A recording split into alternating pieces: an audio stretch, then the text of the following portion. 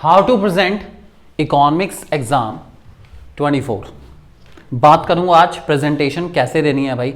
Economics exam है आपका बेटा, कैसे प्रेजेंटेशन देके आप मैक्सिमम मार्क्स स्कोर कर सकते हैं। और क्या सच में प्रेजेंटेशन की इतनी वैल्यू है कि प्रेजेंटेशन से आप 70 से 80, 70 से 80, 70 से 80 तक का सफर तय कर सकते हैं। डेफिनेटली प्रेजेंटेशन की बहुत वैल्यू है। बात करेंगे कैसे प्रेजेंटेशन देनी है और ऐसी ट्रिक सिखाऊंगा जो आपने किसी ने नहीं सिखाई आज तक। ध्यान से सुनना, प्रेजेंटेशन को कैसे इफेक्टिव बनाए।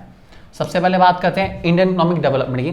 मान लीजिए आपके सामने इंडियन इकोनॉमिक डेवलपमेंट से क्वेश्चन आ गया, प्रेजेंटेशन वाला ही या कोई भी क्वेश्चन आ गया, आप उसको कैसे प्रेजेंट कर सकते हैं मैं आपको वो बताने वाला हूं। ठीक है, मान लीजिए एक बहुत इंपॉर्टेंट टॉपिक आपका आ जाता है। टॉपिक का नाम है हमारे पास कि आपको इंस्टीट्यूशनल रिफॉर्म्स एक्सप्लेन करने हैं एग्रीकल्चर के।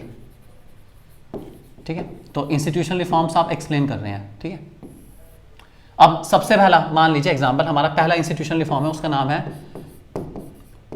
Abolition of intermediaries. अब देखिए आपने ये हेडिंग लिख दिया, बहुत अच्छी बात है, अच्छी बात है। ठीक है, अगर आप इस आंसर को यहीं से शुरू करेंगे ना, ठीक है, इसके सामने से ही शुरू करते हैं, तो आपकी एक लाइन बच जाएगी। आपको बचानी नहीं है, पैसे आप ऑलरेडी बोर्ड के पे कर चुके हैं, आपको टेंशन लेने की जरूरत नहीं। इतना बचाने के बारे में सोचो, इसको यहां से कभी ना शुरू करो, इसको यहां से शुरू करो। ठीक है, अगली लाइन से इसके बिल्कुल नीचे। ठीक है, सो आप एक्सप्लेन कैसे करोगे। अगर मैं यहां पर इट वर्ड लिख देता हूं, इट मीन्स, तो भी मेरा बहुत सारा मैटर बच गया। अगर मुझे मैटर को स्ट्रेच ही करके दिखाना है तो मैं इट वर्ड का यूज नहीं करूंगा। I repeat, don't use it word, मत करो एक्सप्लेन। इट वर्ड यूज करके एक्सप्लेन छोटा ना करो, इसको बड़ा ही करो। तो एवोल्यूशन ऑफ इंटरमीडियरीज हेडिंग है मेरा, मैं लिखूंगा कैसे, एवोल्यूशन ऑफ इंटरमीडियरीज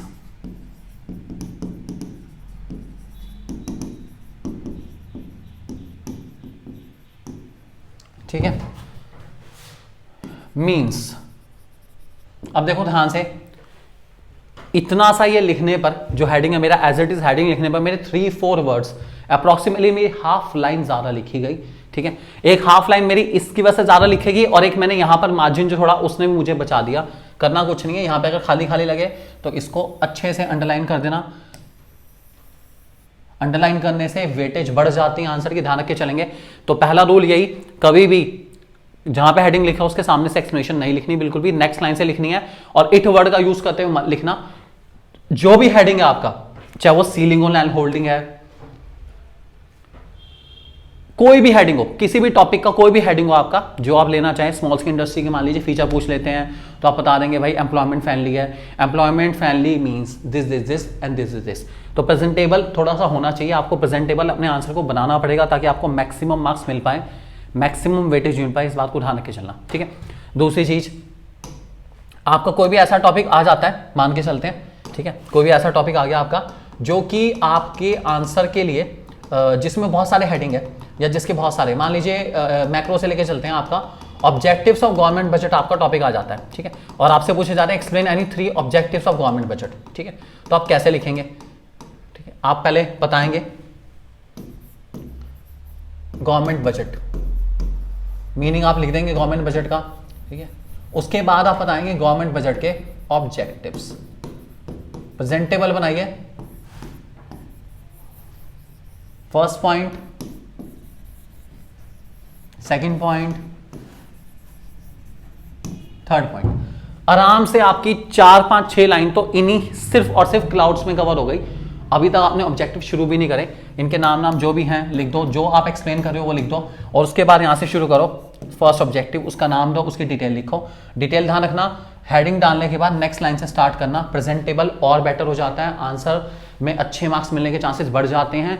और बिल्कुल कंजूसी मत करना यार, इतनी बिच बिच बिच करके लाइन मत करना, मत करना, मत करना। बहुत एनॉयड होते हैं टीचर, इवन मैं भी जाता हूँ चेकिंग पर तो बहुत ज़्यादा एनॉयड सा लगता है। एक बच्चा पता नहीं क्यों कंजूसी करता है इतना ज़्यादा। पैसे बेटा आप ऑलरेडी पे कर चुके हो, आपको वहाँ बोर्ड की आंसर शीट खरीदने के लिए और पैसे नहीं देने। आप आराम से खुला खुला लिखो, कोई दिक्कत नहीं।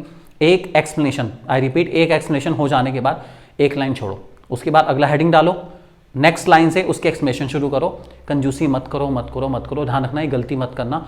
अगर आपने गलती करी तो आपके मार्क्स डिडक्ट हो जाएंगे या फिर अनॉइड हो जाएगा टीचर। अनॉइड होने के बाद टीचर ऑब्वियसली बात है बच्चे की लिखी हुई एक्सप्लेनेशन को भी गलत समझना शुरू कर देता है, तो ऐसा गलती मत करना बिल्कुल भी।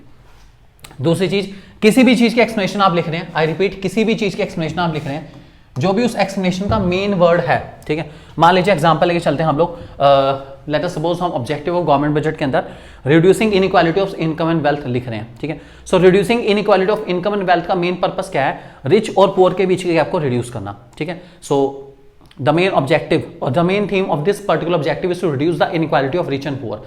सो इनइक्वालिटी, रिच एंड पुअर, इस वर्ड को अंडरलाइन करना है। आई रिपीट, ये वर्ड अंडरलाइन करने से इस आंसर की वेटेज का लेवल नेक्स्ट पहुंच चुका है, क्योंकि ये इतना सा लिखने पर आपको डेफिनेटली काफी हेल्प करेगा अपना।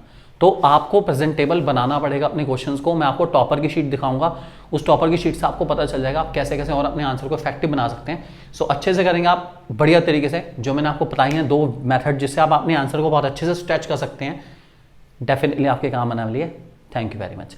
और याद रखना, सुबह 4 बजे से हम लोग लाइव आने वाले हैं आप लोगों के लिए बेस्ट से बेस्ट कंटेंट। केवल जो पासिंग मार्क्स वाले बच्चे हैं वो जरूर मौजूद रहेंगे हमारे साथ, क्योंकि मैं आपको पूरे 50 नंबर, आई रिपीट 50 नंबर का गारंटी के साथ तैयारी कराने वाला हूं। सुबह पूरे 4 बजे से लेके 7 बजे तक बी विद अस, और उसके बाद sample papers, back to back sample papers, वो भी अमेजिंग वाले आपके साथ होंगे हम लोग आपके अपने यूट्यूब चैनल 1-to-1 क्लासेस पर।